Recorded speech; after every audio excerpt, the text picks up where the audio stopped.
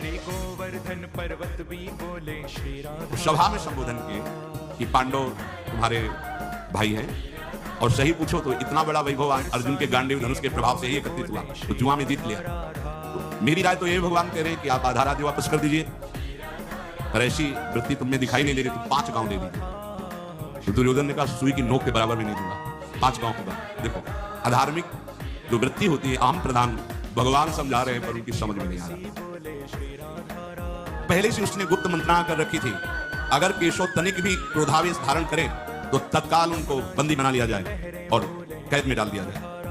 तो भगवान से जब वो बोल रहा था कि सुई की नोक के बराबर भी बिना युद्ध के हम नहीं देंगे, तो भगवान ने कहा इसका मतलब है कि तुम मृत्यु सैया पर सहन करने के लिए तैयार हो रहा है। अब वो समझ गया कि केशव आवेश में आ रहे हैं। भगवान ने देखा कि उसके जो सहयोगी जन हैं वो सावधान हो रहे हैं। वो पहले ही सात्विकी ने सूचना दे दी थी कि प्रभु सभा में कुछ अमंगल होने वाला है। विदुर जी ने भी रात्रि में समझाया था कि प्रभु आपका आना मुझे ठीक नहीं लग रहा, क्योंकि ये लोग बड़े मलिन बुद्धि वाले हैं।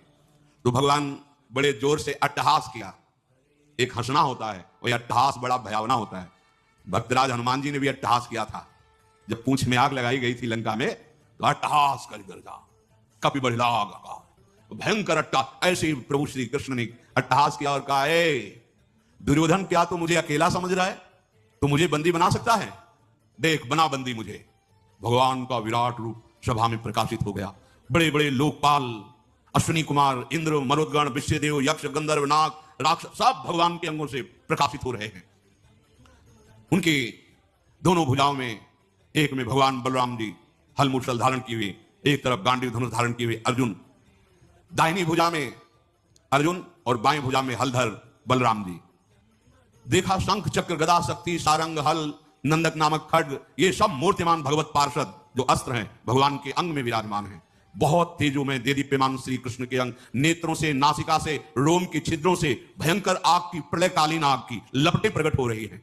रोम कूप से शास्त्रों सूर्यों जैसा तेज प्रकाशित हो रहा है भगवान श्री कृष्ण के। समस्त सभा में जितने राजा थे सब भयभीत होकर मूर्छित हो गए। किसी की हिम्मत ही नहीं हुई कि पूर्ण रूप से भगवान की उस रूप का दर्शन कर